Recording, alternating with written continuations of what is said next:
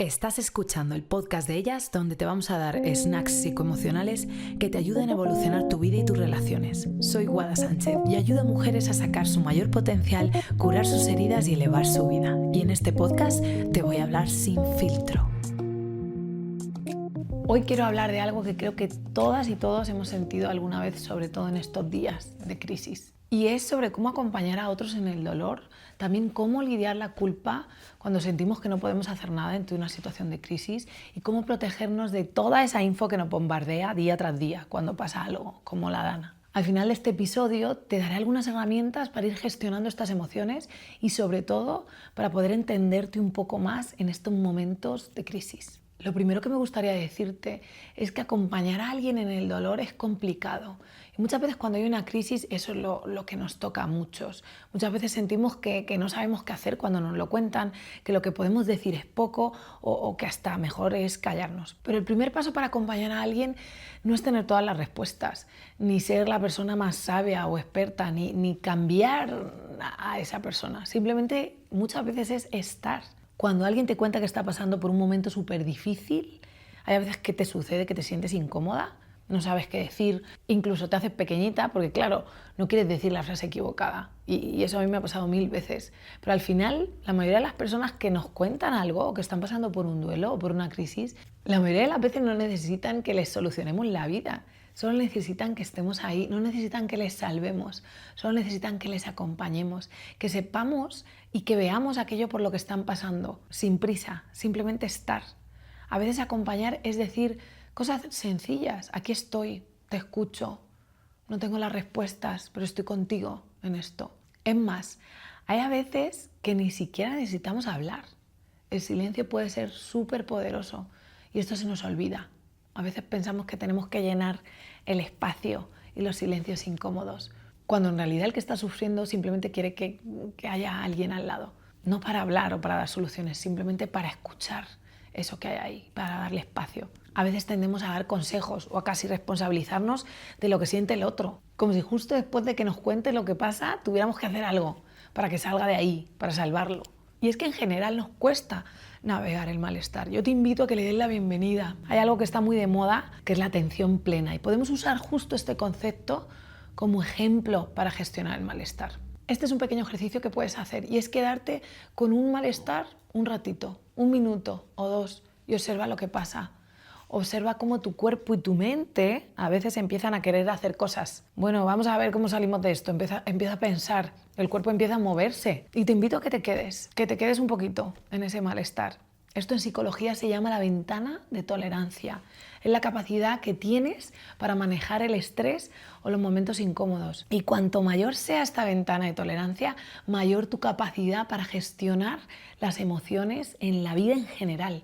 Y esto es lo que estamos buscando que puedas sostener cuando acompañas a otra persona. Y cuanto más puedas sostenerte a ti, también vas a poder sostener a los demás y simplemente acompañarlos en su dolor, estando presente. Otra cosa importante cuando acompañamos a alguien es tener claro que cada persona vive el dolor a su manera. Puede que a nosotros nos parezca que reaccionan de una manera rara o que incluso no lo están gestionando como creemos que deberían hacerlo, pero ojo, el dolor es súper personal. Lo que para ti puede ser superable, para otra persona puede ser el fin del mundo. Y no es porque sean débiles, porque cada uno lleva su mochila de experiencias y traumas que se activan en esos momentos. Así que cuando acompañamos a alguien, dejar de lado juicios y respetar su manera de sufrir va a ayudar a poder hacer ese acompañamiento. Y te animo a cuidado con ese papel de salvadora. No podemos resolver la vida a otra persona, ni tenemos que, porque el dolor es suyo y es parte de su proceso.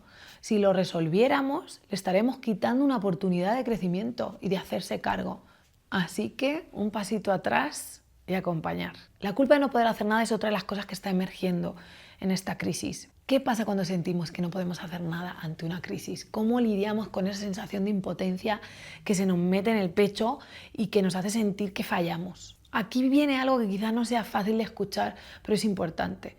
No siempre está en nuestras manos hacer algo. Hay muchas cosas, y más ahora en este mundo de redes sociales, donde no podemos encargarnos de todo. La culpa muchas veces viene de una expectativa irreal de que podemos o debemos resolver cualquier crisis. como si al no hacer algo somos malos, malos amigos, malos familiares, malas personas. Pero la verdad es que hay momentos en los que por mucho que queramos, no podemos hacer nada. Y aceptar eso es duro, es un duelo, pero es necesario, porque no hay otra, de hecho.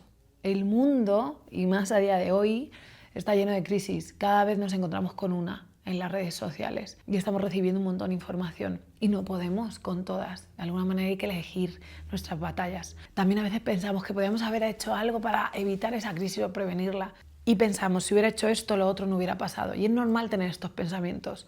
Nos dan cierta agencia, pero no nos son útiles, no son sostenibles. Nos hunden en un bucle sin salida.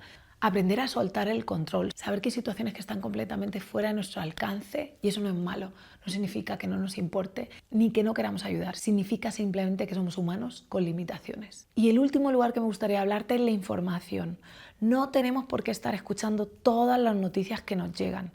Hay demasiada información, las redes no tienen filtro, los propios medios a veces ponen noticias que no son reales, entonces que puedas cuidarte a la hora de qué escuchas y cuánto lo escuchas.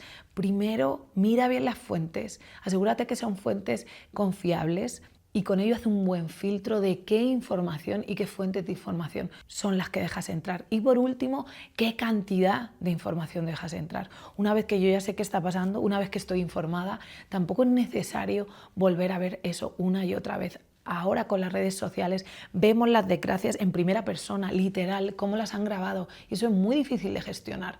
El que te puedas proteger ante esta información, y esto no significa que no te importe o que seas egoísta, significa que te estás protegiendo.